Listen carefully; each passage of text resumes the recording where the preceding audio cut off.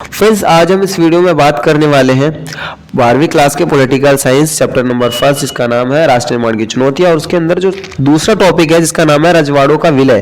ठीक है दोस्तों, उसके ऊपर हम चर्चा करने वाले हैं। इससे पहले जो मैंने वीडियो बनाई थी वो थी विभाजन की प्रक्रिया और उसके परिणाम क्या रहे। तो वो अगर वीडियो आपने नहीं देखी हो पहले देख लीजिएगा, लिंक आपको डिस्क्रिप्शन में मिल जाएगा। चलिए दोस्तों स्टार्ट करते हैं। भाई रजवाड़ों जिनको हम देसी रियासत कहते हैं, ठीक है, इनको एक करने में समस्या क्या थी, फिर किस प्रकार से इस समस्या का समाधान किया गया।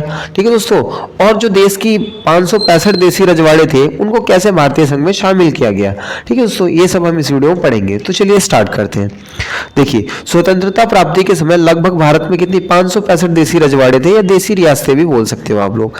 और इन सब, ठीक है, अब उनके पास भारत जब आजाद हुआ तो उनके पास ये अधिकार मिल गया उनको कि भाई वो चाहे तो भारत में शामिल हो सकते हैं। उस समय पाकिस्तान भी बना था 1947 में, तो चाहे तो वो पाकिस्तान के साथ शामिल हो सकते हैं। और यदि वो किसी देश में ना मिलना चाहे तो वो अपना स्वतंत्र अलग से अपने देश का निर्माण कर सकते हैं। ये उनको अधिकार प्राप्त था राजाओं को।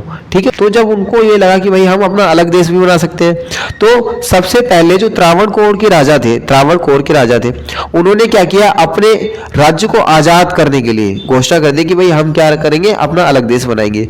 उसके बाद देखते देखते हैदराबाद के शासक थे, उनका नाम निजाम था। ठीक है, तो उन्होंने भी यही कहा कि भाई हम भी अपना एक अलग राज्य बनाएंगे, एक अलग देश के रूप में रहेंगे। ठीक है, हम किसी संघ में नहीं शामिल होंगे। ठीक इसी प्रकार भोपाल के नवाब थे, ठीक है, जिन्होंने भारतीय संघ में मिलने से इनकार कर दिया। इसी प्रकार और भी देसी रियासत से जैसे जम्मू कश्मीर, मणिपुर, जूनागढ़, इन सब ने भी भारतीय संघ में और पाकिस्तान में शामिल होने से मना कर दिया। ये थी समस्या। इसका समाधान किस प्रकार किया गया देखिए दोस्तों। देखो, अब सबने तो सोच लिया कि भैया हम अलग अलग जो देश है वो बनाएंगे और आप हम स्वतंत्र रहेंगे, तो इनको एक कैसे किया जाए, ये भारत सरकार के पास समस्या थी। उसका समाधान कैसे कर सकते थे वो, तो भारत सरकार ने क्या किया, एक विलय पत्र तैयार किया जिसका नाम उन्होंने दिया था इंस्ट्रूमेंट ऑफ एक्सेशन। ठीक है, इस विलय पत्र का नाम है, इसको इंग्लिश में कहते हैं इंस्ट्रूमेंट ऑफ एक्सेशन या हिंदी में विलय पत्र भी कहते हैं। ठीक है दोस्तों, ये तैयार किया और सरदार वल्लभ भाई पटेल को ये जिम्मेदारी सौंपी कि आज़ादी से पहले लगभग सभी देसी रियासतों को भारतीय संघ में शामिल कर लिया जाए। ठीक है, और उस समय जो भारत की देसी रियासतें थी वो बहुत बड़े बड़े क्षेत्रों में थी। फॉर एग्जाम्पल के लिए आपको मैं बता दूं, उस समय छत्तीसगढ़ में 15, ठीक है, रजवाड़े थे, देसी रियासतों में रजवाड़े हुआ करते थे। और उड़ीसा में उस समय 26 रजवाड़े छोटे थे, जबकि महाराष्ट्र में 14 बड़े थे और 119 लगभग छोटे रजवाड़े हुआ करते थे। अब इन सभी को एक करना बहुत बड़ी चुनौती हो गई थी। ठीक है दोस्तों, तो ये कुछ समस्याएं आ रही थी भारतीय संघ में इनको शामिल करने की, क्योंकि ये बहुत बड़े बड़े लेवल पे थी और बड़ी बड़ी भी थी। और एक रजवाड़े में तो कई कई रजवाड़े हुआ करते थे। ठीक है, एक जो देसी रियासत थी उसके अंदर अनेकों रजवाड़े छोटे छोटे हुआ करते थे, जैसे मैंने आपको अभी बताया। ठीक है, इसी प्रकार क्या हुआ, जब रजवाड़ों का आकार बहुत छोटा या बड़ा हुआ करता था तो उस समय उड़ीसा में 26 और महाराष्ट्र में 14 बड़े थे रजवाड़े थे और सौराष्ट्र में 119 छोटे रजवाड़े हुआ करते थे। ठीक है, अब देखो दोस्तों, एक एक जगह पर इतने इतने रजवाड़ों को भारतीय संघ में शामिल करना बहुत बड़ी प्रॉब्लम वाली बात थी, बहुत विकट समस्या थी ये सभी के सामने उस समय। तो इसका समाधान किसने निकाला भाई, सरदार वल्लभ भाई पटेल को जब ये नियुक्ति सौंपी गई तो उन्होंने ज्यादातर देसी रियासतों को भारतीय संघ में आजादी से पहले ही शामिल कर लिया था। लेकिन जो प्रमुख रजवाड़े थे जैसे हैदराबाद हो गया, मणिपुर हो गया, जम्मू कश्मीर हो गया, इनको शामिल करने में कुछ विशेष प्रकार की दिक्कतें आई थी।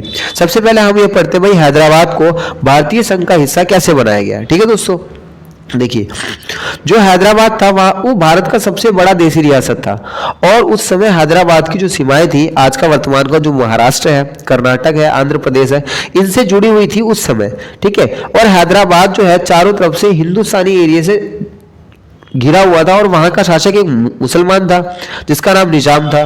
ठीक है दोस्तों, तो वो दुनिया में दौलतमंद लोगों में शुमार था, बहुत ज्यादा अमीर व्यक्ति था। निजाम जो है वो एक नया राष्ट्र बनाना चाहता था, एक अलग देश बनाना चाहता था।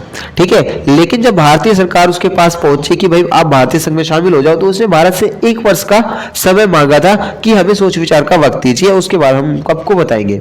इसी दौरान क्या हुआ, भारत सरकार ने निजाम के साथ लगातार जो बातचीत होती है वो करने का जो सिलसिला था वो जारी रखा। ठीक है, यही वो दौर था जब तेलंगाना के जो किसान थे ना, उन्होंने निजाम के खिलाफ आंदोलन शुरू कर दिया।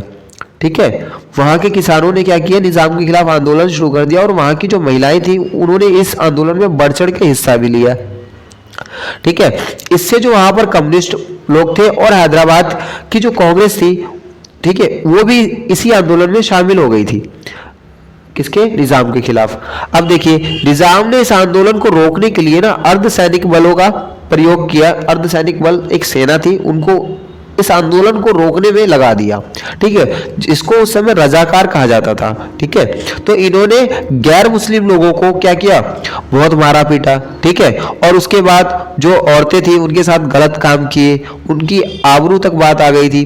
तब भारतीय सरकार को जब इसकी जानकारी लगी सितंबर 1948 में, तब जिसके बाद उन्होंने भारत सरकार ने, ठीक है, हैदराबाद में अपनी सेना भेजी और भारतीय सेना के बीच में और हैदराबाद के जो राजा थे निजाम के, उनकी सेना के बीच में कुछ लड़ाइयाँ हुई और उसके बाद निजाम ने आत्मसमर्पण कर दिया और इसके साथ साथ ही उसने भारतीय विलय पत्र पर हस्ताक्षर भी ले लिए गए और उसको भारतीय संघ में शामिल करा लिया गया। ठीक है, ये था हैदराबाद का विलय, किस प्रकार से इसको भारतीय संघ में शामिल किया गया। मणिपुर का भारतीय जो रजवाड़ा था उसको भारतीय संघ में किस प्रकार विलय किया गया।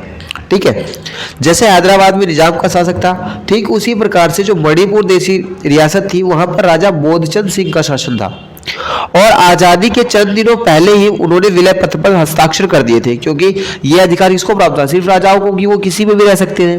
ठीक है, लेकिन जब वहां की इसको वो अंदरूनी स्वायत्ता चाहते थे इस बात को लेकर कि भाई हम जो आंतरिक मामले के फैसले वो खुद ही लेंगे, इसमें भारत सरकार दखल नहीं करेगी, ये वहां के शासक ने कहा था जिनका नाम बोधचंद सिंह था।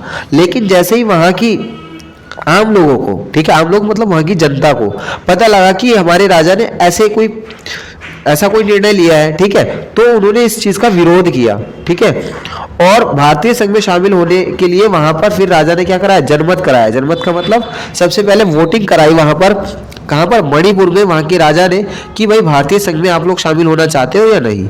जो भी जितने ज्यादा लोग पक्ष में होते तो भारतीय संघ में शामिल हो जाते और अधिकतर लोगों ने भारतीय संघ में विलय होने से उस समय मना कर दिया था। ठीक है, तो जून 1948 में वहां पर सार्वभौमिक मताधिकार के आधार पर जनता की राय ली गई और उन्होंने क्या किया, फैसला लिया कि भाई भारतीय संघ में वो शामिल नहीं होना चाहते थे। इसके तुरंत बाद क्या हुआ, फिर से क्या हुआ, जो मणिपुर था वहां पर राजतंत्र की स्थापना हो गई, क्योंकि उन्होंने भारतीय संघ में शामिल होने से मना कर दिया।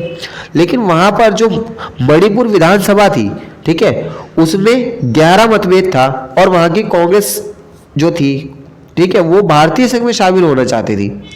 तो जो राजनीतिक पार्टियां थी वो इसका विरोध कर रही थी कि भारत में शामिल होने से के लिए उन्होंने गलत मना कर दिया। तो फिर क्या हुआ, तो ऐसे में भारत सरकार ने क्या किया, राजा बोधचंद सिंह जो थे उनके ऊपर दबाव डाला। ठीक है, और दबाव डाल करके भारतीय विलय पत्र पर, यानी मतलब इंस्ट्रूमेंट ऑफ एक्सेशन के ऊपर उनके हस्ताक्षर करवा लिए गए। ठीक है, और इस प्रकार मणिपुर को भारतीय संघ में शामिल कर लिया गया। ठीक है, इस वजह से जो मणिपुर की जनता है वो आज भी इस चीज का विरोध करती है कि भाई हमें तो जबरदस्ती से इसमें शामिल कर दिया गया था, जबकि हम ऐसा नहीं चाहते थे। ठीक है दोस्तों, तो ये थी रजवाड़ों के विलय की समस्या। उसके बाद मैंने हैदराबाद को भारतीय संघ में कैसे मिलाया गया वो बता दिया आपको, और फिर मणिपुर को भारतीय संघ का हिस्सा किस प्रकार बनाया गया वो भी बता दिया आपको। ठीक है दोस्तों, आई होप आप लोग समझ गए होंगे। ठीक है, रजवाड़ों का विलय क्या था और इसकी समस्या क्या थी और समाधान। ठीक है, और मैं आपको बता दूं कि रजवाड़ों के जो विलय की समस्या था, इसका समाधान की जो मुख्य भूमिका थी वो सरदार वल्लभ भाई पटेल के द्वारा निभाई गई थी। ठीक है, तो उनके नाम पर स्टैचू ऑफ यूनिटी भी बनाया गया है जो कि गुजरात में है। ठीक है दोस्तों, पूछा जाता है स्टैचू ऑफ यूनिटी किसके नाम पर बनाया गया, तो सरदार वल्लभ भाई पटेल के नाम से। क्यों? क्योंकि उन्होंने ही पूरे भारत के जो रजवाड़े थे उनको एक करके एक भारत का निर्माण किया था। ठीक है दोस्तों, अगर आपको वीडियो पसंद आई हो तो लाइक कर दीजिएगा, चैनल से जुड़ने के लिए चैनल को सब्सक्राइब कर लीजिएगा। धन्यवाद।